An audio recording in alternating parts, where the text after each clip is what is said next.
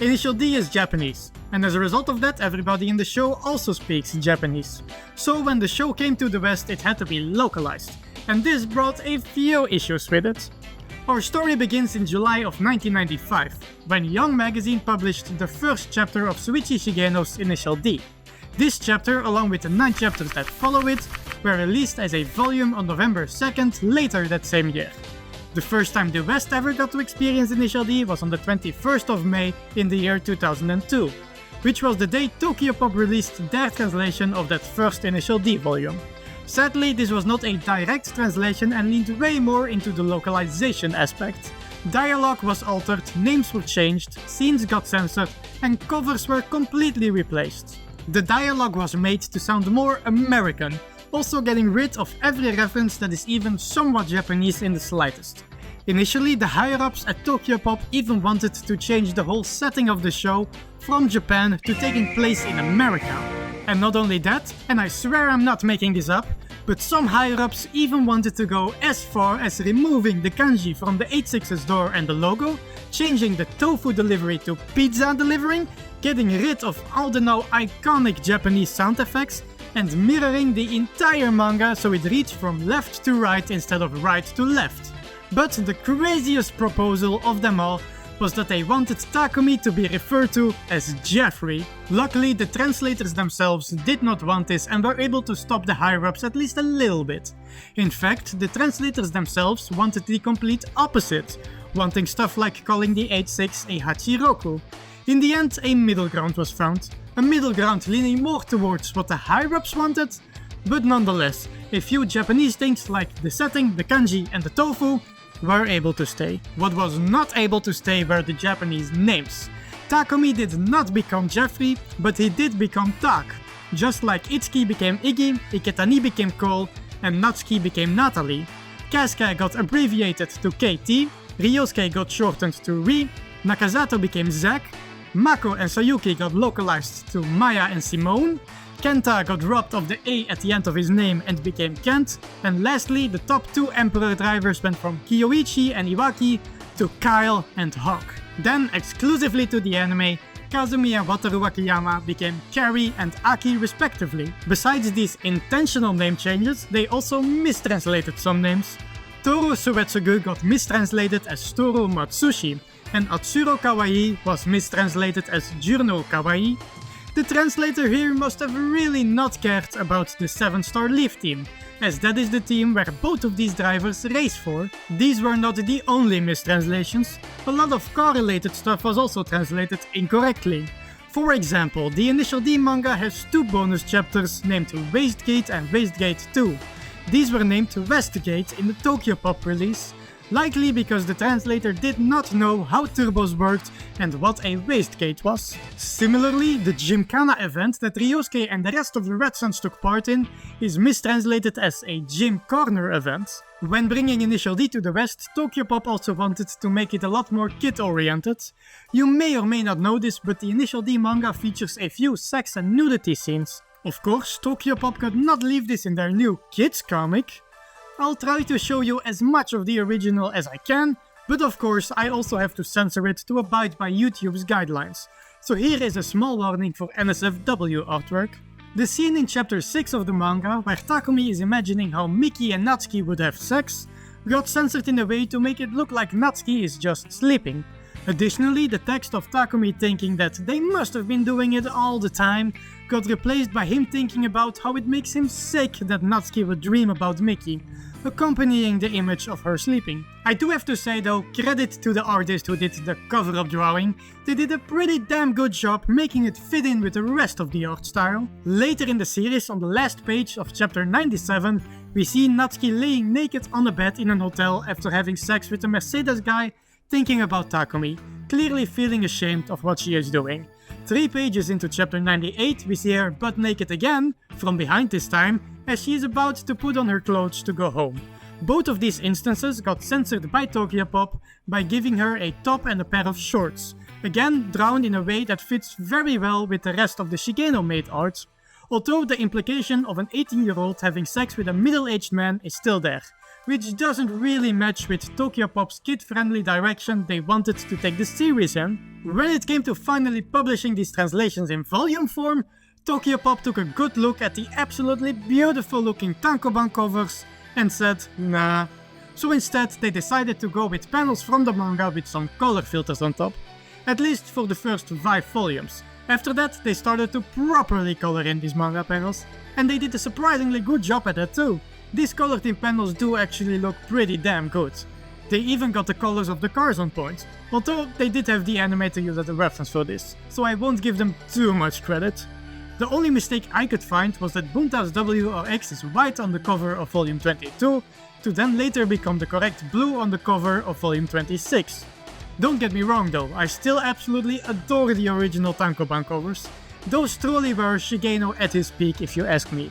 But for what these Tokyopop covers are, they're pretty neat and well done. That is, if you only look at the front. If you line them all up on a shelf side by side and look at the spines... yeah. Midway through production they decided to put a Tokyopop logo on top and move the image down under the title. Not a single uniform set of these volumes exists on this whole planet. Before I move on from these covers, I quickly want to touch upon these two. They have volume number 14 and 15 written on them, but these are not the actual covers that released. The covers you could find on shelves were these. I think these covers with a yellow 8.6, a red Evo 3 and a yellow MR2 were maybe early placeholder covers that got leaked one way or another, but we'll never know for sure what they are. All I can say is that they look incredibly cursed. Tokyopop held the license for Initial D from 2002 until early 2009, which was not enough time for them to translate the entire manga. They only got up to volume 33, which was midway through the battle between Kasuke Takahashi and Kobayakawa in the Evo 7. The 34th volume was planned to be released in April of 2009, but was delayed and then later cancelled due to the end of the licensing agreement. However, something that Tokyopop was able to do during their ownership of the Initial D license was create a dub for the anime. This anime dub was very much in line with the manga, thus the changed names state. In addition to that, they committed the greatest sin one could ever commit, removing the Eurobeat from Initial D. The electronic dance music was replaced by rap and hip-hop songs. For example, Spaceboy by Dave Rogers, the first song to ever play in the Initial D anime, got replaced with Wire Trip by Full Frequency. Wire Trip in itself isn't a bad song at all, but it just does not hit the same as the high energy song by Rogers. On top of this, Tokyopop also made several edits to the anime, adding effects and cuts that were not present in the original version. And to top it all off, they also got rid of the original openings and endings of the show. As many of you know, all episodes of Initial D's first season started with Around the World or Break Into the Night by Move. These songs got switched out with Initialize by American rock band Drop Logic. Again, Initialize isn't a bad song, although it isn't particularly a good song either. But the Move songs just hit so much harder and fit the tone so much better. Well, you know what? I take that first part back actually. Initialize is a good song. There, I said it. You want to know what a bad song is? Just listen to whatever DJ Milky, aka Stu Levy, the founder of Tokyopop himself, did to Initialize in an attempt to make a cool remix for the ending credits. That's right, Tokyopop also got rid of Rage Your Dream and Kiseki no Hana and replaced it with this.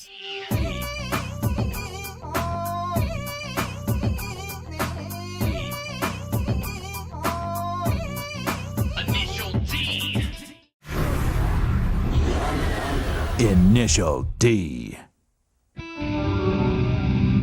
Initial D. And to add insult to injury, they also used these songs for second stage and extra stage, the only two other stages they ever dubbed. Luckily, that is where the story of Tokyopop ends in regards to Initial D. They did also release a lot of merch and a horrendous game while being in ownership of the license, but if I were to talk about all that, we'd be here for days. So, our story moves on to 2010. At this point, the Japanese anime has already ended its run of 4th stage, but over in the West, we finally got our first faithful localization of 1st stage. Funimation had gotten the rights to the anime and dubbed everything that had released up until there in the span of just a bit more than 1 year. There is not much I can talk about with this dub, it's just good. It has Eurobeat, it has move songs, it has the original names, it has no random edits, so all in all, it's a pretty damn good dub. I might not like some of the casting choices, but that's more of a personal preference. None of the actors did a bad job, and the fact that I'm more of a sub guy than a dub guy might also play a small role, but whatever, good job Funimation on making this dub. The only problem I have with Funimation is that they decided to stop here. They got the license, dubbed everything there was at the time in 2010 and 2011, and never touched it again. Fifth and final stage, in addition to Extra Stage 2, have never received an official dub to this day. Funimation was a company that specialized in the dubbing and distribution of anime, so the fandom was still stuck with Tokyopop's now out-of-print version of the manga. This is where we fast forward to 2019. Enter Kodansha USA, the English division of Kodansha, the company that publishes Initial D in Japan. Kodansha USA collaborated with ComiXology to digitally release the Initial D manga. They did this in two phases. Phase 1 included volumes 1 until 38 and was released in April of 2019, and Phase 2 included the rest of the volumes from 39 until the final volume, volume 48, releasing in July that same year. Now comes the bad news. For volumes 1 until 33, the Tokyopop translation was used. These digital volumes were pretty much just scans of those old Tokyopop books, and that was very noticeable. Page seams are visible, especially on double page spreads. These scans also weren't done particularly well. Specks of dirt are visible on many pages, and the leveling was done poorly, causing many dark areas to lose depth. Although this is also partially because Tokyopop's original scans were also done pretty bad. These ComiXology scans are actually just scans of already bad scans. In addition to that, some of the books got damaged during the scanning process. An example of this can be seen in chapter 141, where a tear is visible in the middle of a page spread. Some other interesting errors slipped in. For example, in chapter 34 there are multiple instances of the text missing text just floating all throughout the pages. In the same chapter we also get this. You all know Shingo's iconic catchphrase, right? There is more text in this bubble in the Japanese. Truly a classic Initial D line. The last notable thing I want to talk about here is the censorship. These digital versions actually undid the censorship that was applied to Miki and Natsuki making love in chapter 6.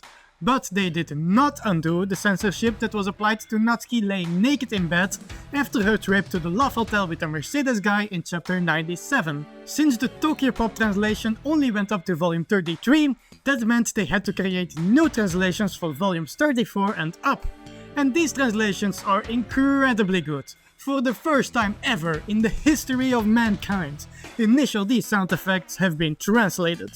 The correct decision of switching back to the original names has also been made, causing them to include an awkward introduction page for everyone, even though the manga is already more than halfway done. I've seen some cases of people reading through the series for the first time with these digital releases, and they were extremely confused when the names changed all of a sudden. The final change that was made with these ComiXology editions were the covers.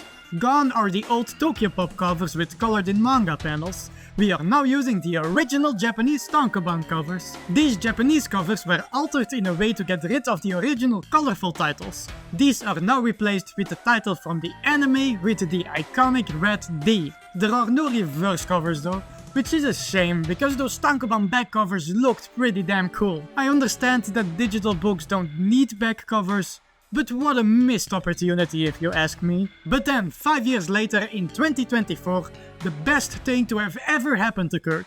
As the story of Initial D Localizations reaches its final act, Kodansha USA announced that they would be printing a new omnibus edition of the Initial D manga. Throughout this video you may have heard me use the words Tankoban and omnibus a few times. I'll quickly explain what these words mean.